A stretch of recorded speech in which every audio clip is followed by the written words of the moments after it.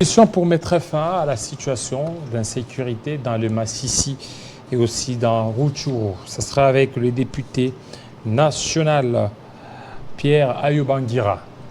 Bienvenue. Merci. Bonsoir. Élu de Massissi. De Massissi, on a Voilà, effectivement. Ça continue toujours à crépiter là au niveau de Massissi. Ça continue à crépiter. Nous sommes toujours.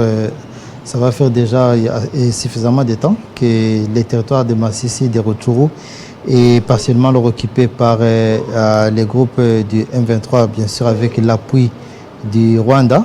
Mais nous pensons que l'évolution est quand même assez positive, vu qu'on a pu récupérer certaines zones. D'abord, la menace elle a été éloignée de Sake, qui est une grande cité. Aussi, les grands centres comme les Rubaya, ils ont pu être alors épargnés. Et actuellement, je pense que nos FADC, bien sûr appuyés par nos jeunes, les Wazalendo, sont en train de récupérer certains coins. Notamment, on parle de Kibati, de Kirorigwe, de Kausa.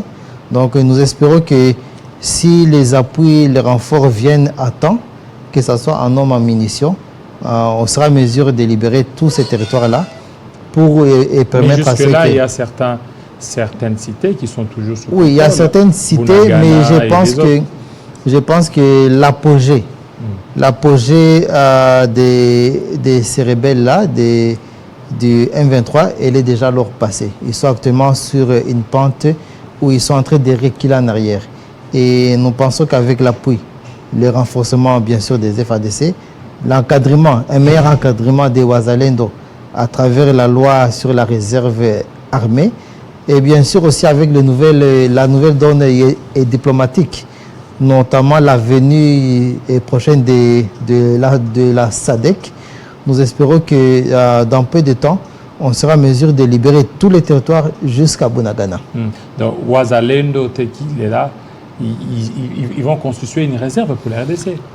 Ce n'est pas seulement les Wazalendo. La réserve, elle concerne d'abord tous les démobilisés. Les militaires, les anciens, les retraités, les démobilisés et tout jeune qui voudrait avoir une formation militaire et être en stand-by. Et je pense que les Wazalendo, ils ont ces critères-là, vu que déjà, eux, ils ont une maîtrise des armes. Donc, il reste simplement à les encadrer dans un système juridique et renforcer surtout ce qu'il manque, c'est au niveau de la discipline. Je pense qu'avec ça, ils auront une discipline militaire. Alors aujourd'hui, on a hier, au niveau du conseil du sommet, au niveau des l'EAC, on a renouvelé ou prorogé le mandat de la force régionale. Une très bonne solution ou il fallait pas? Moi, je pense que cela ne peut pas poser trop de problèmes. Hein. Vous savez que nous avons déjà un accord de principe, que la force de la SADC viendra. Mais pour que ça se mette en place, il faut du temps. Il faut du temps, ne pensez pas que c'est du jour au lendemain. Ça demande des préparatifs, il faut qu'il y ait des réunions des états-majors, qu'il y ait encore des réunions au niveau ministériel des présidents. Donc, je pense qu'une prorogation jusqu'à septembre, c'est pour permettre aussi à la SADC qu'elle soit aussi prête. Parce qu'on ne peut pas aussi accepter que la SADC va venir. Connaisse un vide. Et l'accord est là. L'accord est là et je pense qu'ils viendront. Il y a certains pays. Est-ce que le fait là de proroger jusqu'au mois de septembre, n'est-ce pas un affront? Ce n'est pas. L'État congolais, on a suivi le président de la République, on a suivi le ministre des Affaires étrangères, le VPN, Christophe Lutundula, a assuré que l'EAC ne faut absolument rien. Il faut une évaluation. Après l'évaluation, l'EAC pourrait partir. Mais avant même qu'on arrive au mois de juin, on a renouvelé. Non, il s'est fait que le mandat de l'EAC devait se terminer aujourd'hui. Il devait se terminer aujourd'hui. C'est que juridiquement, légalement, il n'avait aucune option pour être encore en RDC. Or, la SADC n'est pas encore là. Donc, il fallait qu'en attendant, si alors on ne renouvelait pas, il fallait que du jour au soir, que les gens de l'EAC puissent quitter. Et là, ça allait créer un vide. Et je pense que ça ne serait pas bénéfique à la République. En créant un vide, malgré le président avait parlé d'une évaluation, il fallait évaluer. L'évaluation a été faite et l'évaluation est en cours. Nous revenons à... Mais il fallait l'évaluation. Nous revenons de Goma avec une délégation du Premier ministre et d'autres. Et je pense qu'ils ont eu alors à aborder ces points-là. Et l'évaluation a été faite. Et l'évaluation a été faite. Important de renouveler le mandat. Non, ce n'est pas dire, même Kinshasa, ce n'est pas dire important à critiquer. Ce n'est pas dire important, mais c'est logique. C'est logique parce que la SADC n'est pas encore là. La SADC aussi, il faut lui donner du temps. Ce n'est pas dire qu'en renouvelant pour 3 mois le mandat de l'EAC que la SADC ne viendra plus. Non, c'est pour qu'elle puisse se préparer. Et c'est tout à fait normal parce que le mandat de l'EAC devait se terminer aujourd'hui. Or qu'au niveau de la SADC, le processus, et ça demande du temps. Ils ont envoyé une équipe d'avance pour faire l'évaluation du terrain. Et je pense qu'ils sont dans les cours de déployer. Et d'ici là, en septembre, nous espérons que la SADC sera prête. Il faudrait alors qu'elle soit déployée avant le 8 septembre. Est-ce que maintenant, le temps pour la SADC de se déployer, ça va prendre encore du temps. Regardez, l'EAC, ça n'était pas du tic au tac. Il a fallu un peu du temps pour qu'il y ait ce déploiement. Vous ne voyez pas qu'avec ça, ça risque de prendre du temps jusqu'à aller au-delà de 2024. L'essentiel, c'est de bien faire. Non, on ne peut pas aller alors en 2024 parce que nous avons des élections qui pointent à l'horizon en décembre 2023 et tout est mis en place pour qu'on ait ces territoires-là, Masisi, Rutshuru, pacifiés, pour qu'il y ait d'abord un enrôlement, parce qu'on n'a pas fait enrôlement, que ce soit à Masisi, à Rutshuru. Il n'y a pas enrôlement? On n'a pas fait enrôlement. Alors maintenant, c'est qui? On n'a pas fait enrôlement et que ce soit même aussi à Kwamouth. Oui. Et donc, nous espérons que d'ici là, avant les décembre, on puisse faire la pacification et que la CENI puisse procéder à un enrôlement et que ces électeurs-là puissent aussi avoir le droit de participer aussi aux élections en décembre. Voilà, vous parlez des élections en décembre. Vous êtes de l'Union Sacrée? Je suis de l'Union Sacrée. Votre parti, c'est... Le parti, c'est APECO. C'est l'Alliance des Patriotes pour l'émergence du Congo. C'est quoi? Il y a beaucoup de partis. C'est un nouveau parti politique ou c'est un parti qui existait? Non, c'est un parti quand même qui... On peut dire que le soubassement a été là depuis avant parce que nous avons une base qui est assez forte. Nous avons eu à évoluer dans différentes structures et toute la base, après des concertations, ont eu jugé que nous puissions avoir une formation dans laquelle nous aurons alors à canaliser tous nos ambitions. Mais pourquoi ne pas adhérer dans un grand parti politique? Parce qu'on a vu, il y a certains qui disent qu'ils ne veulent pas piluler l'espace politique congolais. Ils ont adhéré dans certains partis. Non, il y a des réalités. Il faut savoir que il y a l'UDPS, il y a FDC. Ce sont des personnes qui peut-être ont d'autres calculs ou atouts. Mais il faut savoir que nous avons une masse derrière nous. Nous avons eu plus de 50 000 voix. Donc, 50 000 voix, il y a des partis qui n'ont pas eu ces voix-là en tant que parti. Il y a même des candidats présidents qui n'ont pas eu ces voix-là.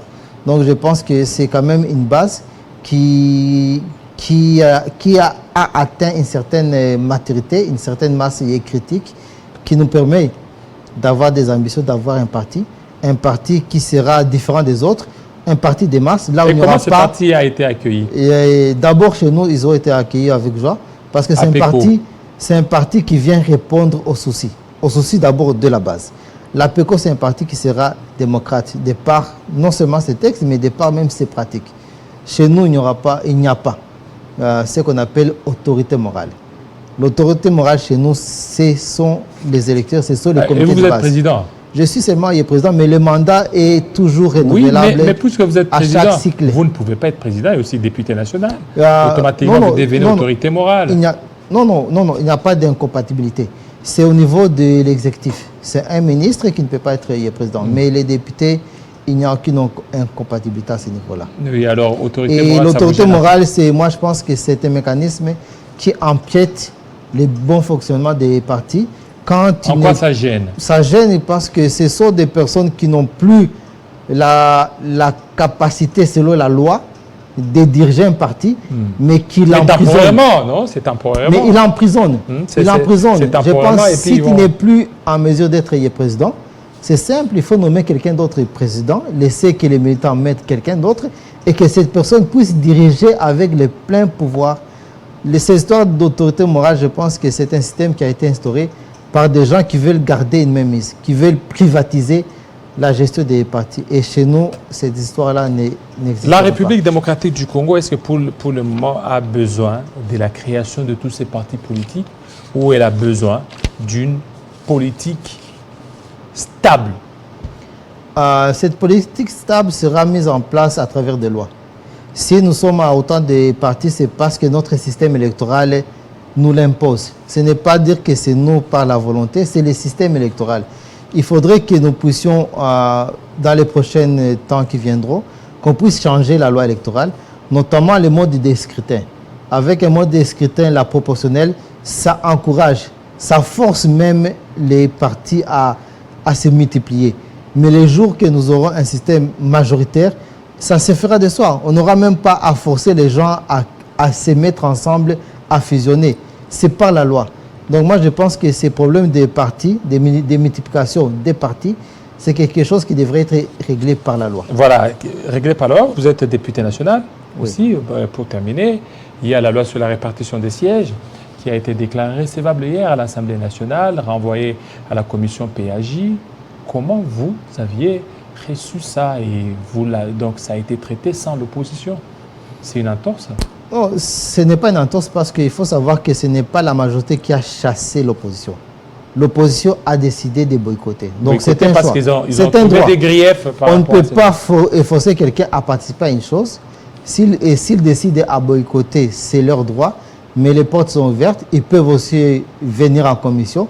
Et je pense qu'au sein de la commission PAJ, nous avons beaucoup de gens de l'opposition qui auront apporté leurs observations et amendements.